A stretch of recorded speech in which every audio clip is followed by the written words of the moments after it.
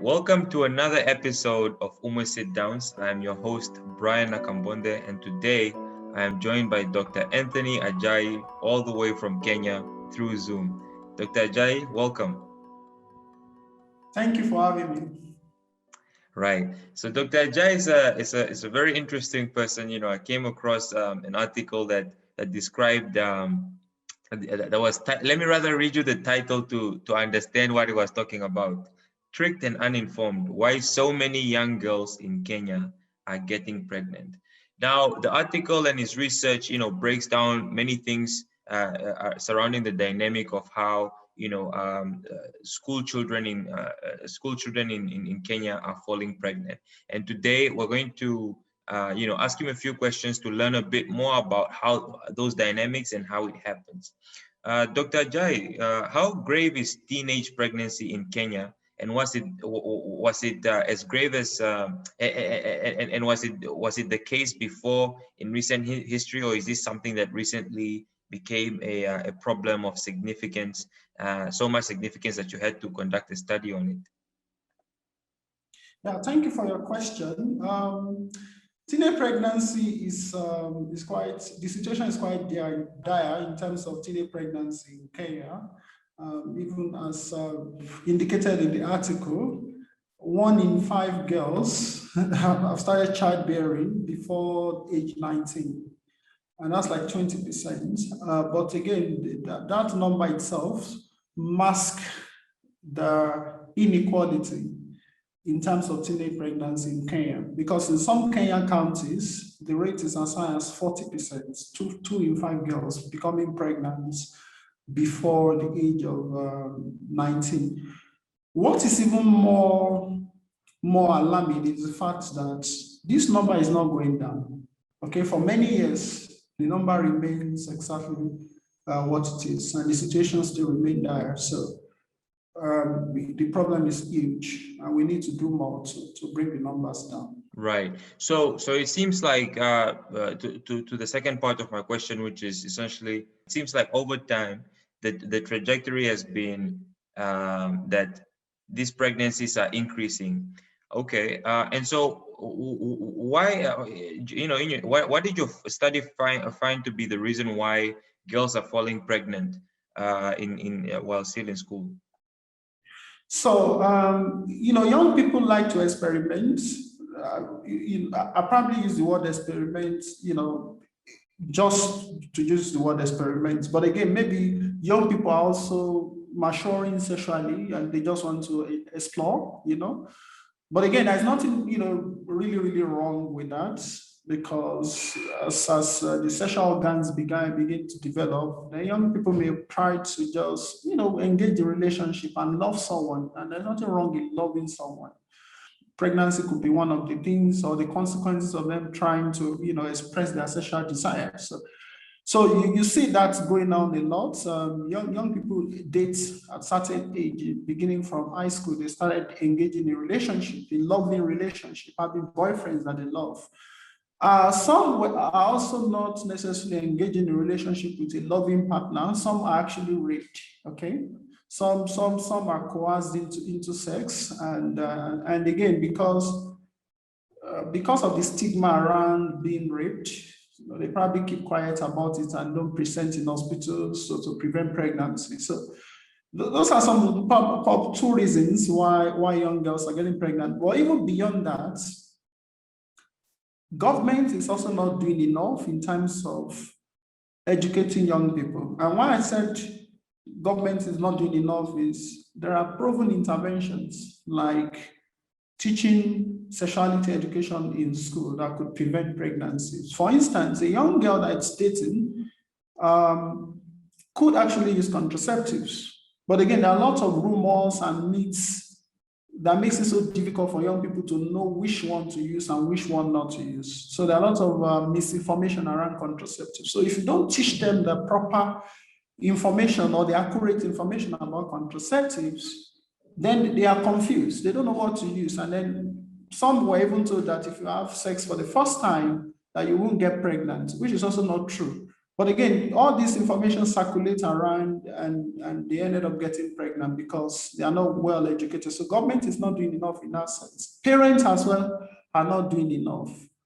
You know, one mistake parents makes is to think that young people will not learn about sex. That's not true. As soon as they enter high school, they will discuss it with their friends, right? They will discuss this, you know, boys will hang out as young as 13, 14. They will talk about some of these things.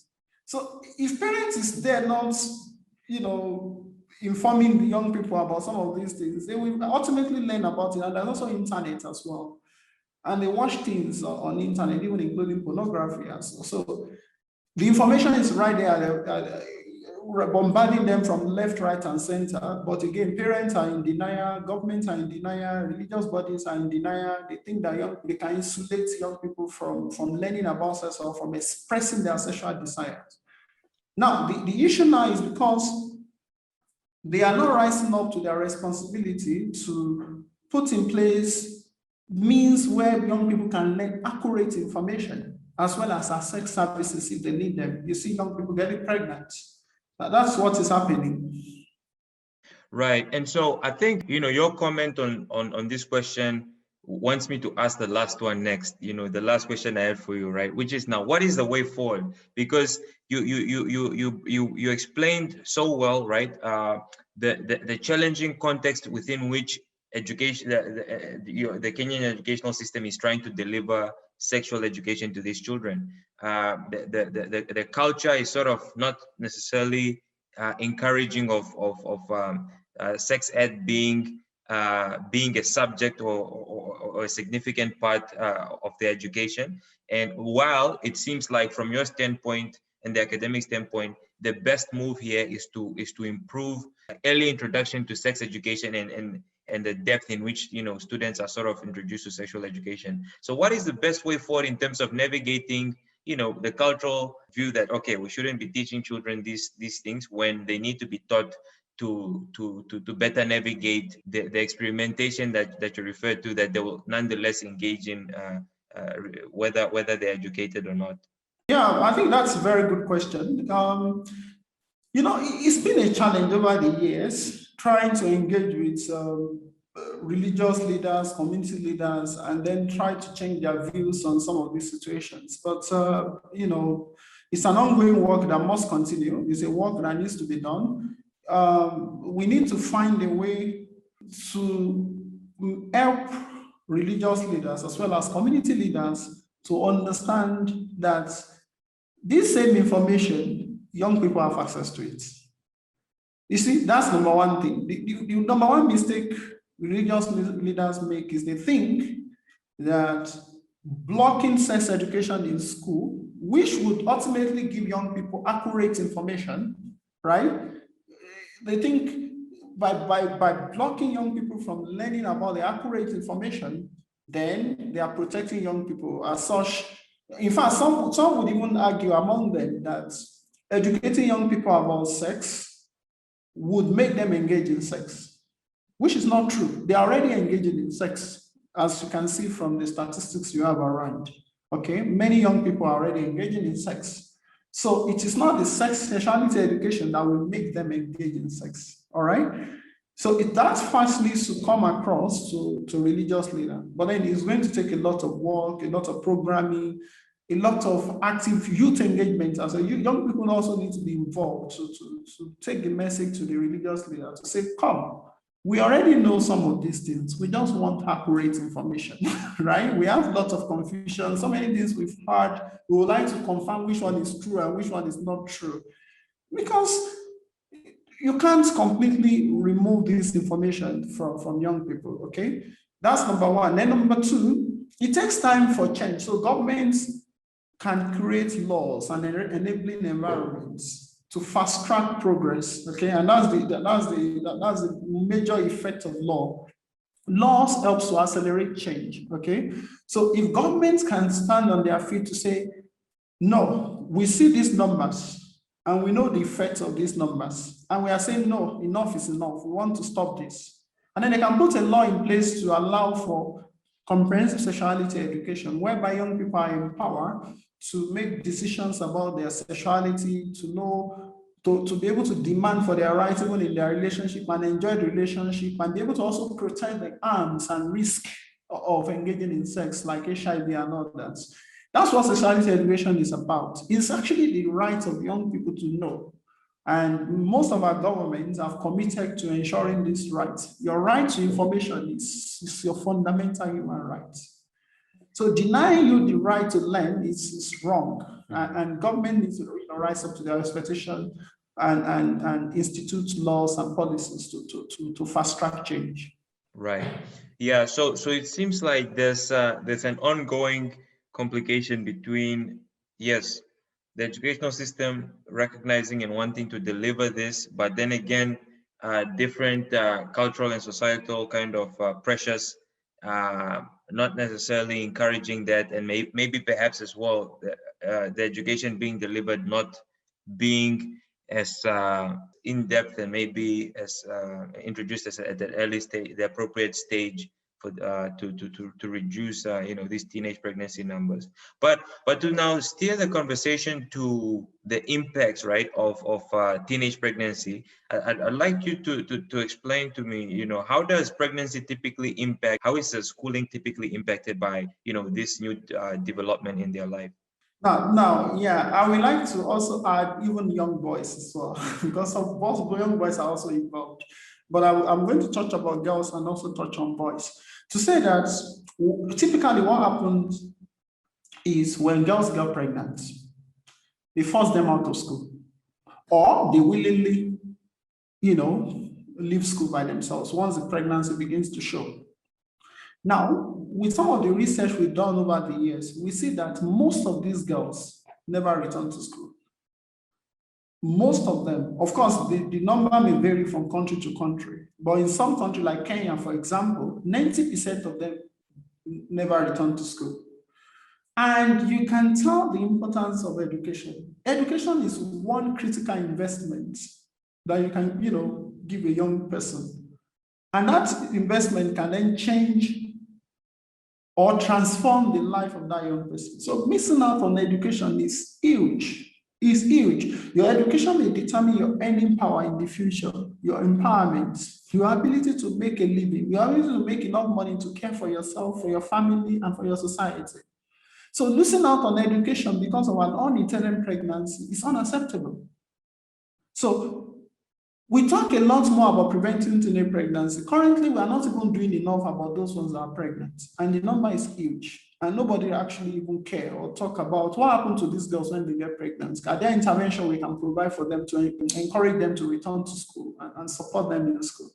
But besides that, there are also implications beyond education. There are health implications for some of these young girls, because you see numbers as some as young as 15 years getting pregnant. They are not necessarily fully mature. I mean, the reproductive organs are not fully mature. So, and they are prone to risk of pregnancy as well as childbirth complications. Complications like obstetric fistula, I don't want to go into all those names. But they are simply simply put to say there are complications that lead to disability as well as even death. They are more common among young people who become pregnant compared to adults. And also besides that as well, you want young people to live a normal life, all right? To be able to be aware of risk and be able to protect themselves, as well as also to learn in school and make a living from education, or even if they want to learn a trade, to just develop following the normal trajectory and not get pregnant. So the effect is actually lifelong and damaging. And I just wanted to ask a follow-up then, right? Because I think, yes, you painted a strong picture of how, a pregnant girl in school is immediately affected, and the long-term impacts that you very well articulated, which is most of them don't return back to school, and thus, of course, that has lifelong impacts on their earning potential, what the rest of their life looks like, and then again, the birth complications that you touched on. But let me steer your focus here on the teenage fathers then, right? Do they face the same kind of school interruptions? Is a stigma that surrounds them, and are they held accountable in these cases? I know, of course, I'm sure the young mothers are face the most challenges. But what about the fathers? Because I feel like they are really too left out of this conversation, and I think the focus and unfortunately blame is steered towards the young mother instead of the father. So yeah, just your thoughts around the complications and accountability that young fathers face, and that direction. Yeah, thank you. This is a very important question. And as you have rightly pointed out, we often neglect adolescent fathers from these conversations.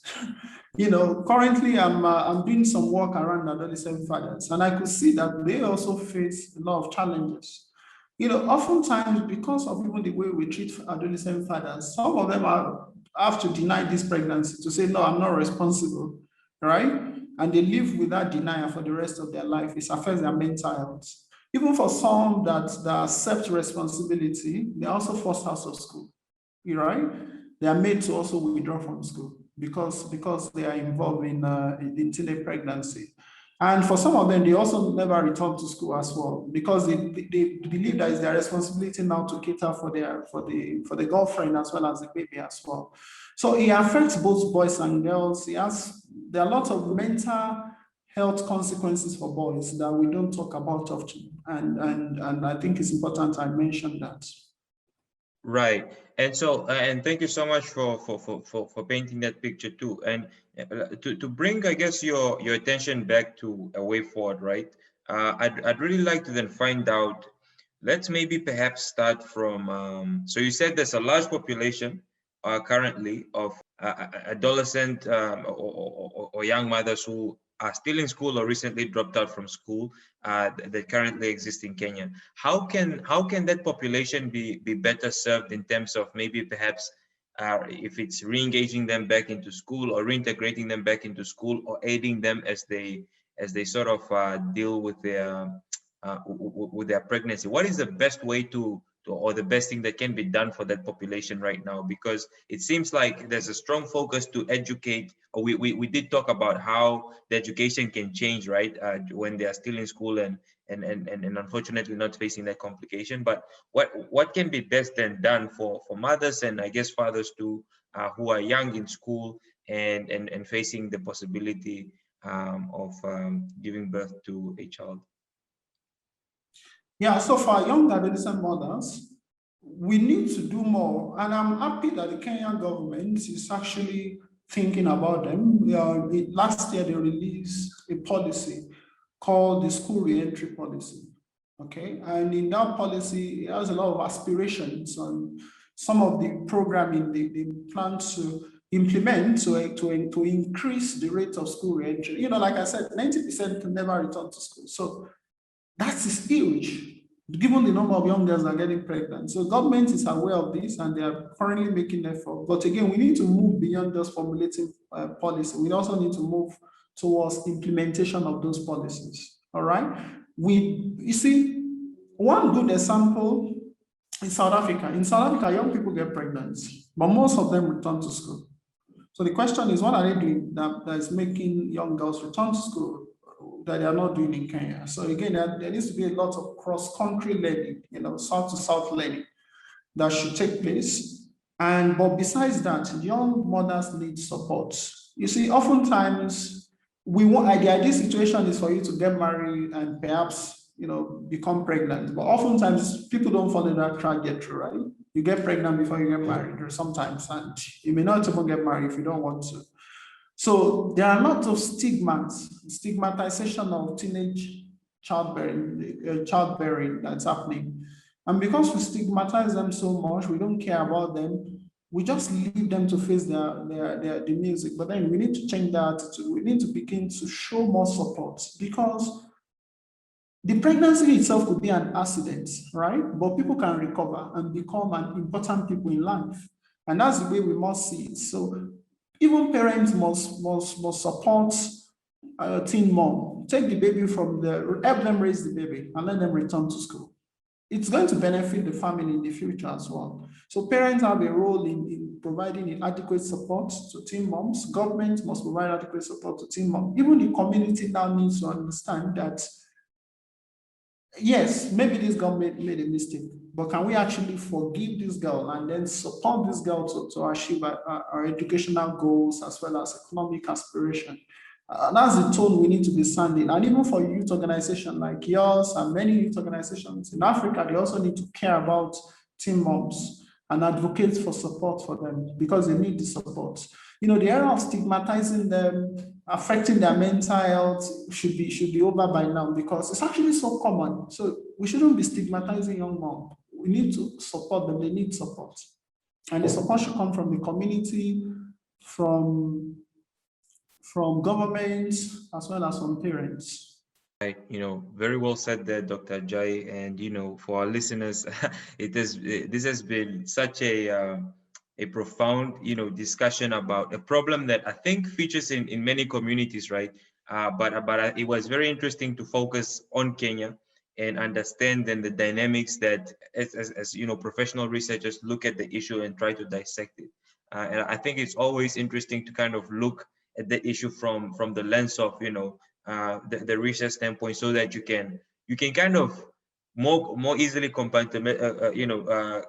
the different things that the elements that we kind of pick up just as a regular member of society. But certainly really interesting to see how you look at the issue of teenage pregnancies in school. Well, Dr. Ajayi, any last words from you before we sign off? Yeah, so my last word would be to just again, admonish the government to do more. I know that there's a lot of goodwill and there's a lot of commitment to end teenage pregnancy from government. But again, we need to move beyond committing to ending teenage pregnancy to actually instituting programs as well as actions that will deliver the results. That'll be my last word. Thank you. All and right. Thank you for having me. That has been Dr. Ajayi. Thank you so much for your time, Dr. Ajayi, and all the best in your good work at the African Population and Health Research Center. Thank you very much.